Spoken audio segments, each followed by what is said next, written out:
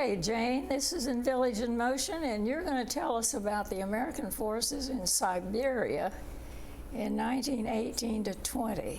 Yes, I am. What in the world were they doing there? It's a very little-known chapter of American history. I think that this actually happened, and it was the only time American armed forces, other than military attachés or something, were on Russian soil. I don't think they've had any forces on ours either. Right. But yes, if we could please see our first picture. We have a map that shows us.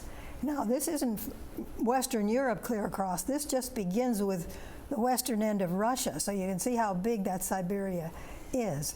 The action of our adventure today takes place, most of it, far in the east. And you see where the green comes up there, that's China, that's Manchuria. And then the white goes down again from it. Well, that's Russia, and Russia goes clear down to the bottom of that sort of semi-peninsula. And that's where Vladivostok is, and you see North Korea there, and you can see the edge of Japan on the other side. And the American intervention was mainly there. There was American, not exactly intervention, but trade at Murmansk, which is up there way north. You see on the far left, there's a thing kind of like a nose or like a donkey or something sticking down. At the top of that is Murmansk, which part of the year is ice-free. And then down from it, where you see this little comma-like thing, this Novaya Zemlya Island, just below that on the mainland is Arkhangelsk, and those two places also had American personnel there because they were, when things were shipped there, that's where they went. And I want to inject a little personal thing here. My parents were friends with a couple who knew that area well, and she had been there in the past somehow, this woman had. But the man, he was a tall, skinny man, he'd been in the Navy or the Merchant Marine or something, and he had actually been in Murmansk during this period of time when things were being shipped there, when the World War I was going on, which I think is rather an interesting connection. But as we see, if we can have that picture again for a moment, we can see kind of in the middle there where the red arrow is, that's partway through Siberia. And then east of there is the main thing that we're going to be dealing with. A large role is played by the Trans-Siberian Railway. And please, if we could see the next picture, which is another map. And this is a railway map. And you can see that China, that Manchuria, sticks in there at the east on the right-hand side.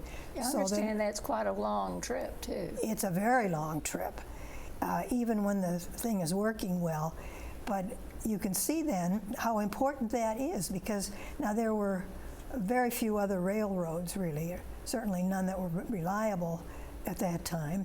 And otherwise, this was really the lifeline, because there was quite a substantial Russian colonization, if you call it that, but it was part of the country in the east. And they didn't have all the great communications we have now. But this is the thing we're going to be talking about, this Trans-Siberian Railway, mainly from the middle of Siberia there. You can see there's a lake down there, shaped kind of like a javelin, and Irkutsk, the city at the bottom of it, that's Lake Baikal. And that's principally then what we're going to be talking about there. One more picture with a map will show a close-up of where a lot of the action took place in it. Vladivostok was where people landed. When the troops came, that's where they were landed. And a river, that border is shaped the way it is because of the Amur River. And Mongolia comes in there, Manchuria comes in there, and Mongolia on the left. So you can see what the area is like, somewhat. Now, looking at this, I'm trying to look at this strictly from the American viewpoint, American side. Why would we have anybody there? Well, we would have somebody there having to do with World War I also, because a lot of other nations, France, well, not France, but Britain, even with the war on in Europe, had about almost 1,000 people there. The Italians had about 1,400. It was kind of a loose coalition, and they really weren't doing an awful lot. So they got together and had a meeting, and decided that Americans should take over guarding and maintaining that railway, at least for a while. And so to those two ports in the north, they were shipping things. And the United States, it was after we were in the war, in 1917, but before we had sent any troops, we sent them 300 locomotives. Imagine, 300 locomotives. There are 10,000 rail cars, a bunch of technicians, and so we were guess what? They elected us to carry the heavy weight in fixing up this running this railroad. So that lies behind the whole thing to some extent. Pressure was on Woodrow Wilson to get out there, to send troops out there, and also try to recruit. That's what these other European allies are trying to do, to get some forces to help them, because things weren't going too well for parts of World War I for our side. And of course, this depended heavily on the railway, so the railway played a big role in the picture. Well, Woodrow Wilson resisted the pressure for quite a while. It was not until the middle of 1918 that he finally gave way and said we would send some troops. Now, I wanted to point out in between here, in the middle of beginning of 1917, March 1917 was when the Tsarist regime was overthrown. And they were, of course, the ally of all these other powers. They were fighting the war. They had some pretty good battles, but they really weren't very well off militarily. And they had lost the war to the Japanese 10 years before that, 1903. So they needed help. Now, when the Tsar was overthrown, Kerensky took over the government, and he was, my Russian teacher at college was the son of somebody who was a minister in that cabinet. So we heard a little bit about that from time to time. The inside story. Yes, just a little bit. But the picture as it shaped up then was that they were trending to be a nation in the European style still. Kerensky was fairly liberal in some ways, most ways. But in the fall, in October by the Russian calendar, November by our calendar, was the Bolshevik Revolution. The Germans had cleverly smuggled Lenin back into Russia, who was in exile in Switzerland, I think it was. So there they were, Bolsheviks trying to stir things up, and of course, still lots of White Army people around, forces. But things looked a little different than they had before that. So this is when these locomotives and a lot of war supplies, upwards of $1 billion worth, and in that day that was a lot. Military supplies were being sent from us to them. So when 1918 began, 1918 was a very confused, I should say complex, but it was also confused out in Siberia. But the Czechs were amongst the prisoners that the Russians held. And the prisoners they took, of course, from the Austro-Hungarian Empire were things like Czechs and Romanians and Hungarians and so on. The Czechs got together and decided that they form a cohesive force, which they did, and turned out to be very, very effective. This impressed Woodrow Wilson no end, because as you know, he was very eager for setting up a whole bunch of different states where the Austro-Hungarian Empire had been before, nationalism, democracy and all that, and breaking up a really good economic unit, to their disaster. But at any rate, you had this Czech force known as the Czech Legion. And that had a few Slovaks in it and a few others. But they were very good. Now, the only way they could get out was... And they were in the Hungarian area at that time? Well, no, they were in Russia. They had been prisoners of war. Oh, okay. And they found these organizations. And of course, I think the Czechs actually saw a little service in Europe in World War I there. But what Kerensky did was he wanted to recruit more in the Far East. And he made a bad choice. It was somebody named Semyonov, who was a wheeler dealer. And he was a Cossack, but maybe a little more of him later. But what as affects Americans out from there, the Americans see this strong force there, and the Americans then are about to be given the responsibility for managing this railroad, guarding it and the whole bit. And so they think, well, here's a pretty good-looking force. We want to encourage this. Well, the name of this organization was the Russian Railway Service Corps, but this was actually a U.S. military thing. And the Bolsheviks, after the Bolsheviks took over, they were going to let the Czechs get out. It's fine. They'll go clear across Siberia on the railroad. Only something always seemed to get in the way. But they had a big dust-up on the way, and they smashed some Bolshevik forces and did some bad things. So they had a problem there. Now, in the meantime, again, Wilson is being pressed ever harder. He's saying, look, this is still a nasty, confused situation, and we've got $1 billion worth of stuff out there, not counting the locomotives and all that we sent. We had better do something about it. Well, finally, in July, he decided, okay, and he appointed somebody to be the commander, and this somebody was a General Graves, who had been training troops. He was in California, appointed him leader of it, and started sending troops. So before Graves even got there, in the middle of 1918, about 3,000 troops had been sent up from the Philippines. They were the closest place at that time, I guess, to do that. In fact, that was part of the trouble later, because they'd been sent up only with tropical gear into there. Yeah.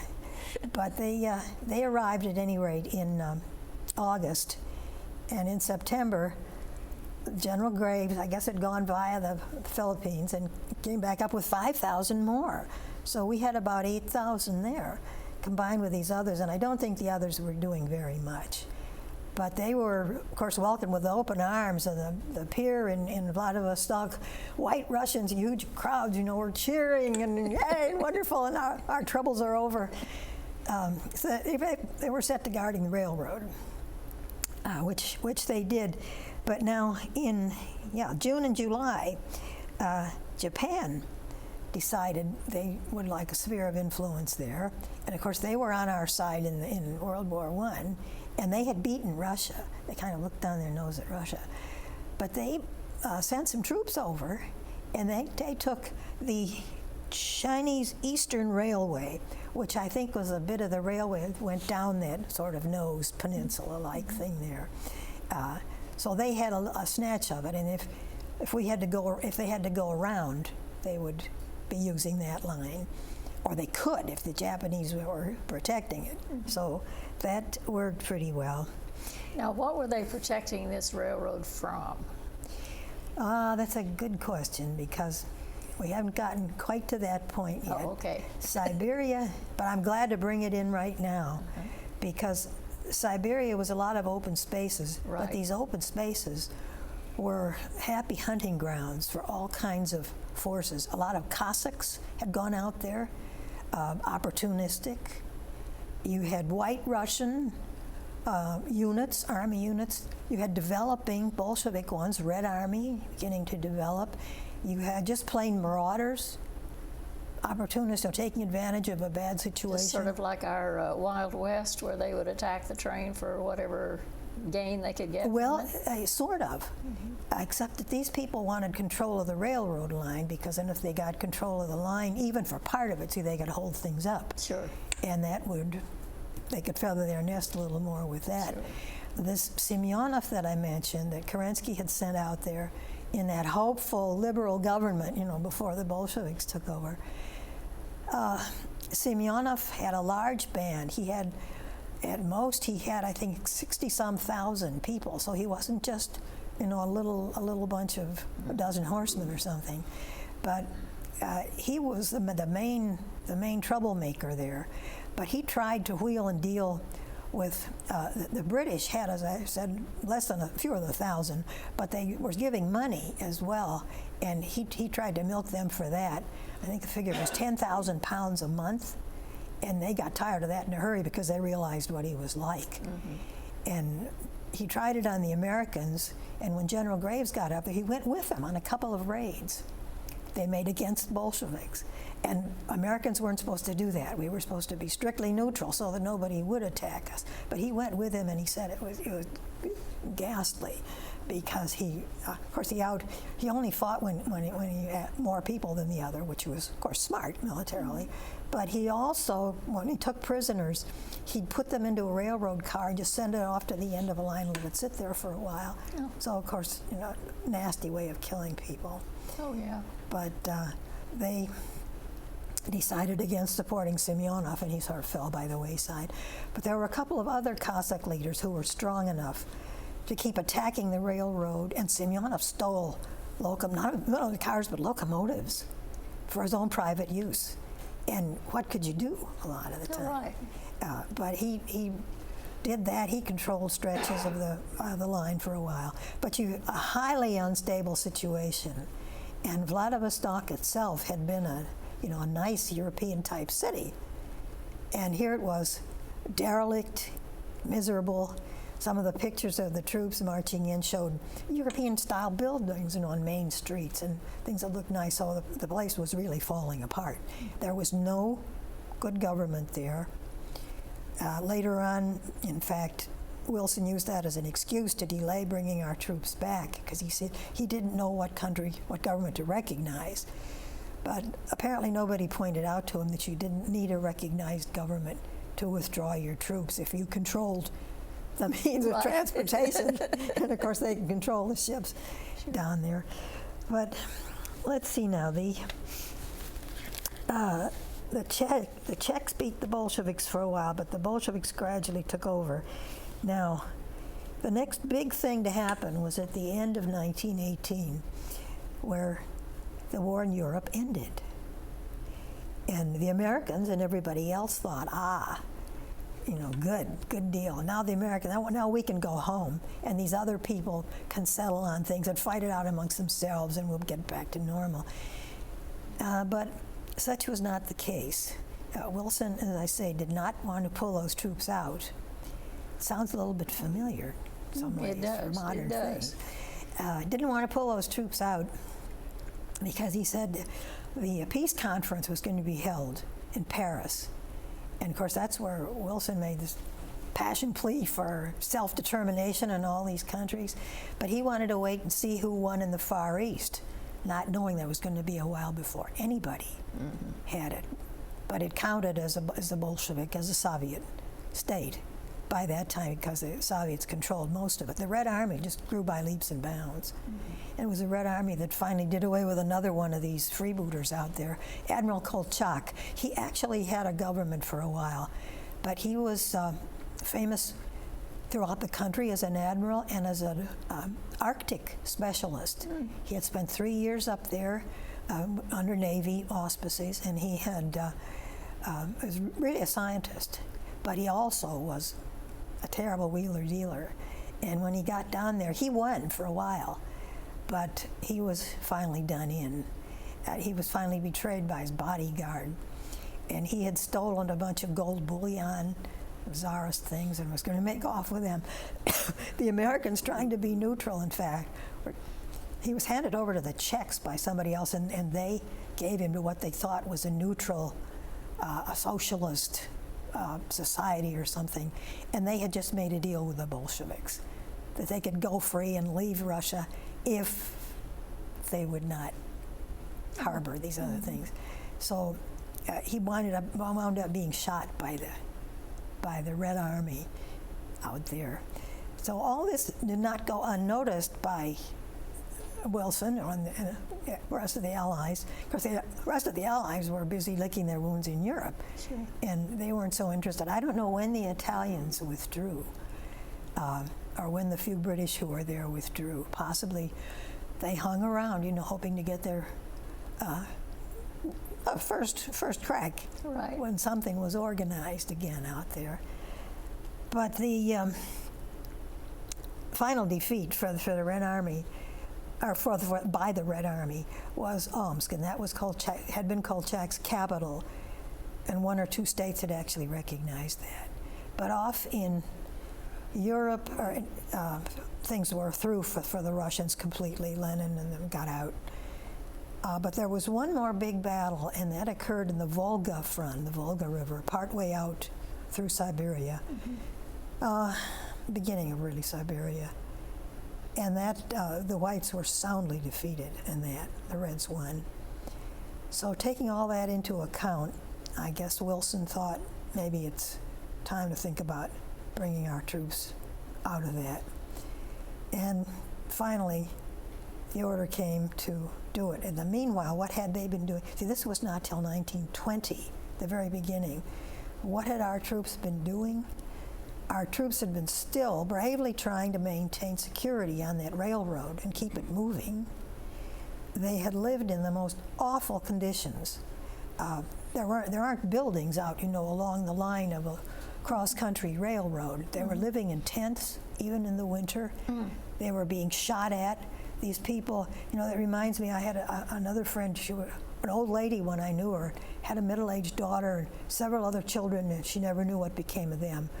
But that woman was really interesting. She and her husband had started a fur business in Irkutsk, which is halfway out Siberia there, and made a wonderful living. They had a beautiful home and access to Irkutsk. They lived sort of in the country. Cultural life, children doing well. And then these marauding bands started riding around in the area, and she still thought she'd stick it out. She was a darling little old lady. She was a wonderful person. But she thought, well, I'll stick it out here because we've got all these furs. And if we flee, it's not like having diamonds or something that you can, put in one bag Right. and support yourself. But, these furs. So she said one day she walked into whatever the room was. It had a big window for lots of light. It was a room where the dressmaker worked on her clothes, and I guess where she sewed too. And there was a dressmaker dummy in the window. And this band of horsemen came galloping by, semi-country scene. And just for fun, they took their guns and shot at it and hit it. Those people were notable marksmen, even on horseback, and hit it. She thought, that is it. That is absolutely it. She took the children and as much fur as they could get and went out. Of course, they had to go east. There was no choice there. And they somehow did get out, and they got to Japan. And the Japanese never had much over for the Russians. They never liked them much. But at any rate, they survived and so on. And eventually, the Americans came along. They wound up in the United States. But she loved to play bunco. Oh. Charming little woman. That was a very personal example of what was going on. Right. People were fleeing. That was another thing on that railroad that the Americans were trying to manage, defend, help people out and so on. That was part of their mission, because Woodrow Wilson had given them a mission of aiding the Czechs to get out, helping Russians, and guarding or seeing to it that all this $1 billion worth of military stuff was safe. Well, of course, ultimately it was not. Right. It couldn't have been. Right. But that's where it wound up. So when the year 1919 ended, all through 1919, our troops had still been there. And they were suffering greatly. There was a lot of frostbite. Oh, yeah. And you would have thought there'd be an epidemic because of the bad living, but of course they had to live outside so much of the time. Maybe that's what saved them. But people were losing limbs, and things like that. It was just terrible. By the end of the year, they were on their uppers. But then in January was when they finally got out. And something I wanted to read to you. Okay, we're down to 3 minutes. You said you had something That's to read good. that you wanted to. Yeah, I came across a rather good summary. I edited it a little bit here, but it's under the heading of Departing for Home, because there was a picture up there that showed these Americans just kind of lounging around on the dock with this big military ship behind them. And it says, "Without grace or glory, American forces left Siberia. It was the 27th and the 31st Infantry Regiments. They had come up with the Philippines. Returned to the Philippines. As General Graves left with the last troops on April 1st, 1920, a Japanese band played Hard Times Come Again No More. And that, I believe, is an old, the American Stephen Foster. Right. And it meant, the Civil War. And that. At any rate, here's this Japanese band playing Hard Times Come Against No More. The intervention, which cost the lives of 353 American soldiers, and are we lucky that it wasn't more? Yeah. 350 American soldiers was officially over. Many soldiers witnessed terrible, terrible things. They came home traumatized and had witnessed some of the atrocities committed by these things in Siberia were pretty awful.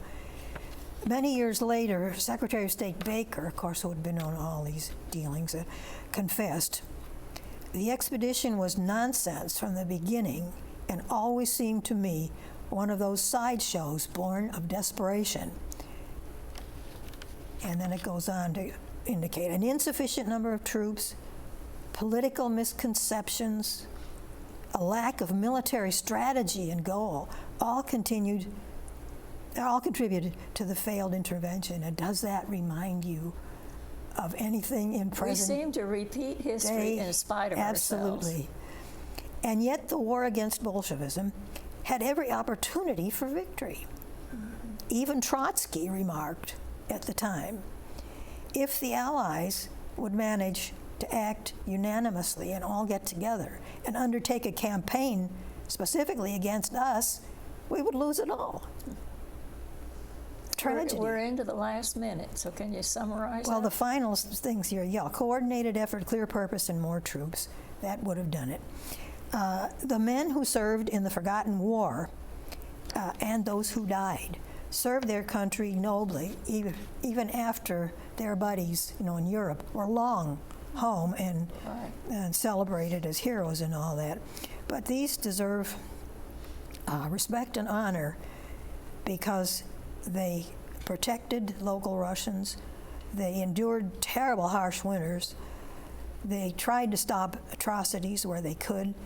And the railroad they built, they rebuilt over and over time again, saved how many lives?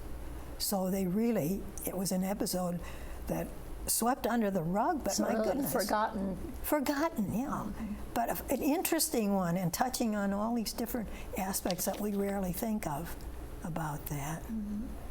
So, have I overstepped my time?